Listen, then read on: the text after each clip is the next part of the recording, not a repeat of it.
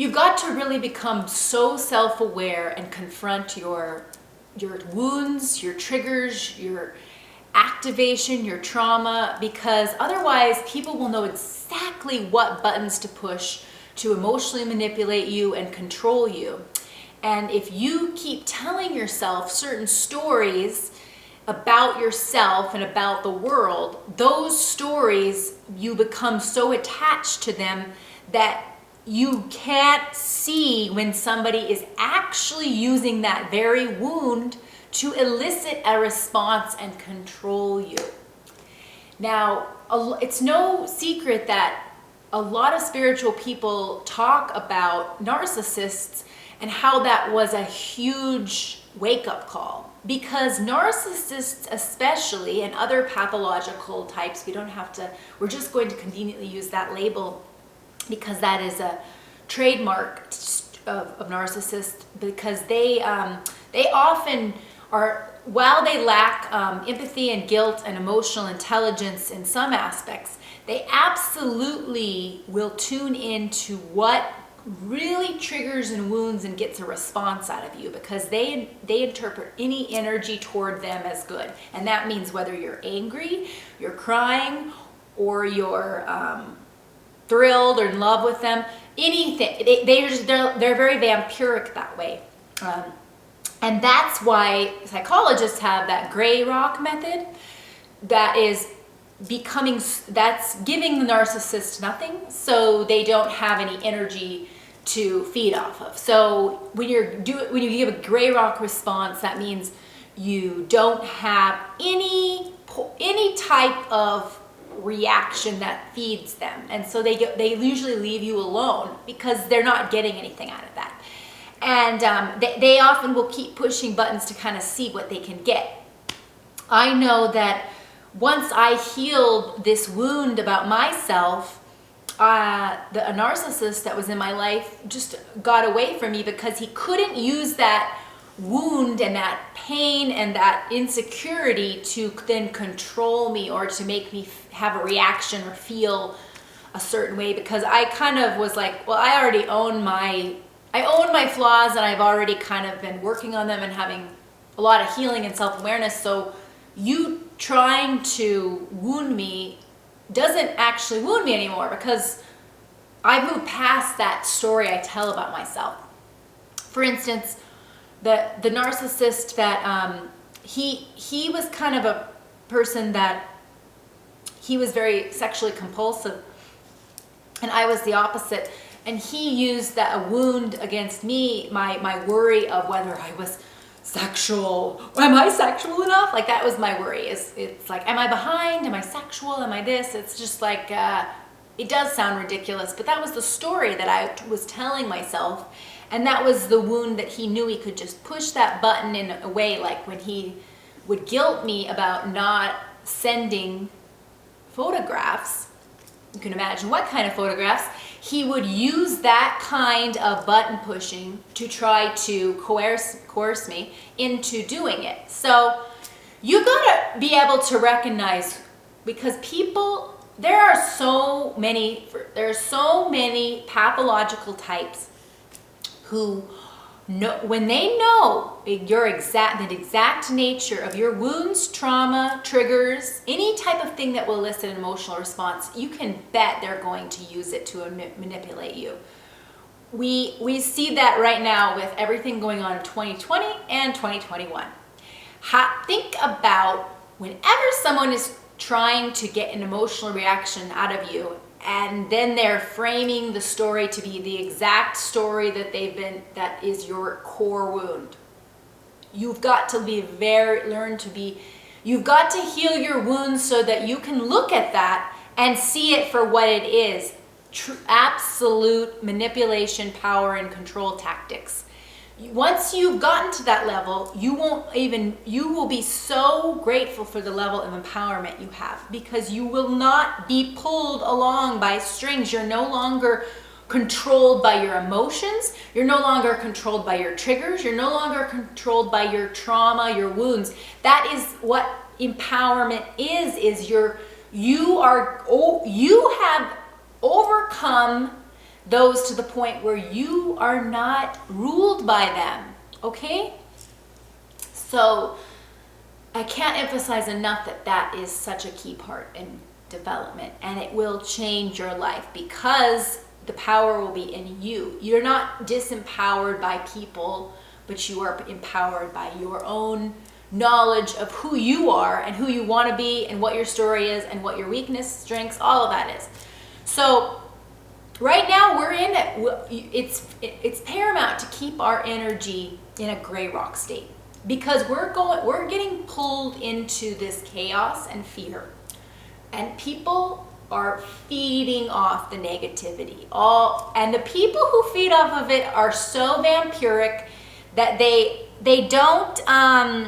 just don't have a consciousness where they can even they really need that. So you've got to understand, no matter what quote tribe you're in, that right now it is not the time to get obsessed, fixated, and kind of emotional and caught in this state of hopelessness and worry and obsession. Like there's clearly people that want you to feel that way, and that there's clearly, and I don't even know if we'd say people, but the M word, I'm scared to even see. I've gotten to the point where I'm living in a fear of even what to say, and a level of self-censorship that's kind of weird. Like I don't even want to say certain words, but I also don't know why I'd be like that, because this is probably the time that I can say words because I have a low following, so I should be able to be the freest now than if I actually have people that are listening. But I still have that because of the climate is so scary, and that's a wound I have to get past, but yet I also have to be smart about it. Anyway, please do the work. Integrate your shadow. Realize that there's unconscious parts of yourself that are acting out that you don't even see. You don't even see who they are, what they are. You can't by the rule of what unconscious and subconscious and shadow mean, you aren't aware of them. The greatest thing you can do for yourself is become aware of yourself to the maximum. And once you are aware of yourself, you can start to have the self-mastery to be more intelligent and wise to how people try to control you, how you can learn how to control yourself, how you can own your weaknesses, stories, worries, trauma, triggers, wounds. If you can get to that point of awareness, then you can get out in the world and help other people get to that awareness. And if we all kind of get out of these kind of mind control, limbic system zombie state, we will truly be powerful beyond measure. When the culture is emphasizing all the ways that you can stand out by being a victim, if they're emphasizing that you should grab mental illness and make that a part of your identity, when they're telling you to make to be depressed and anxious, and that the only way to conquer that is the easy pill, or even they propagate like having red wine for depression, and it's like these are really toxic ways to deal with it.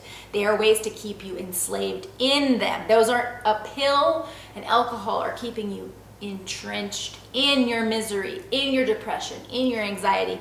So none of those people are actually looking out to help you if they're saying that.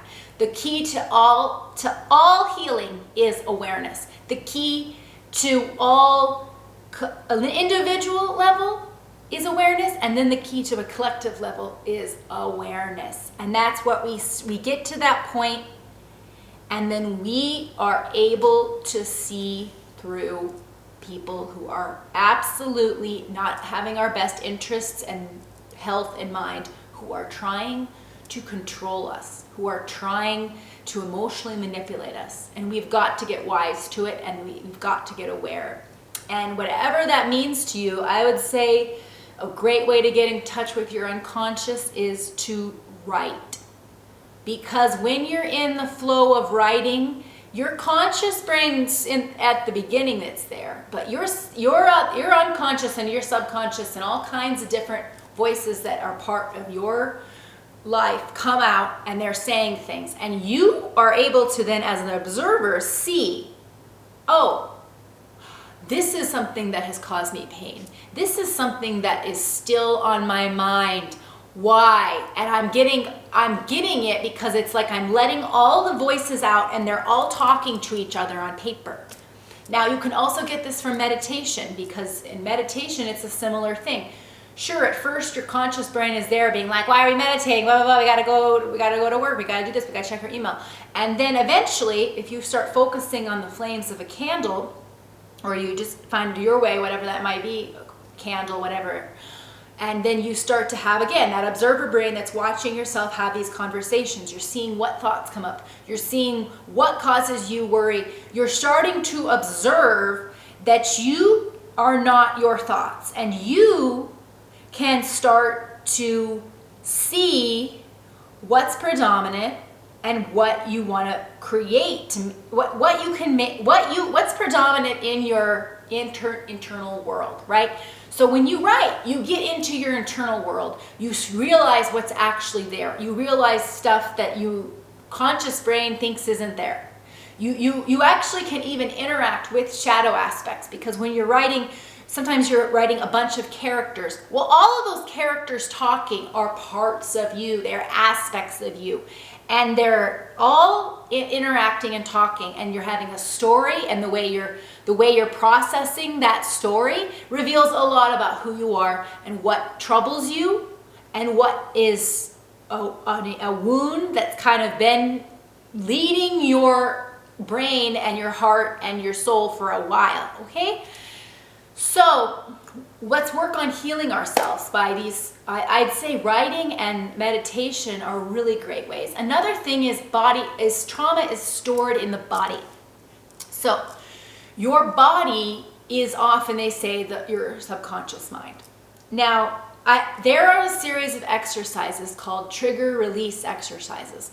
Basically, in this, you follow these exercises. You can find them online. I think they're called TRE, and they basically force the body to start to shake. Right? You start to shake in that uncontrollable way that you may have noticed when you've exercised, and you think, oh, this is. Sometimes you'll even think, this is strange because I've done this many times before, and it's not the muscles that are shaking. It's like something else. Well, what it is it's actually your body is actually releasing a lot of trauma and emotions that are stored in that part of your body.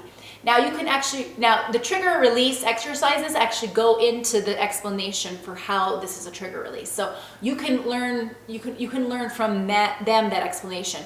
But in short, this isn't like just the typical, we could do talk therapy all the time, but that again is just your conscious mind talking to the therapist, trying to convince them that you're a good person and that you're, it's honestly like a theater. It's theater. That's not real. It's not really it's getting some of the stuff out because you're kind of in a process of talking, and some things will come out, but you're so controlled. It's better actually, I'd say, to write, and it's better to meditate. And then it's very good to do these trigger release exercises because you're releasing emotions and trauma out of the body that has been stored there, and you're not having to do it in a way that it's seamless. Like it's not seamless, but I mean it's like you're not having to cry and have a big catharsis, because the catharsis is releasing in your body, and you can just let it shake, and it is such a powerful tool. Especially, I have so much stored up, pent up wounds in my hips, and I like to do these TRE exercises to help that. And Pilates also will, because the nature of Pilates is so similar to TRE and yoga, of course, that they kind of, you might have noticed in those kind of disciplines that you've started to uncontrollably shake. And so all of that is getting different elements of healing. So healing is all about getting into your body and getting into your mind. So do those internal activities like writing, and you're going to get so much out of that. And then do that bodily activity that gets all the stuff that's already stored and kind of, you know, making you hunch over, making your posture bad, making your hips shake, making your hips just kind of tight and scared. It just, that kind of work can really open up the body, and then you'll feel it in your emotional body too. And so healing is paramount. It is key, and I hope that we all aim for awareness. We stay curious, we stay discerning, and we stay dry.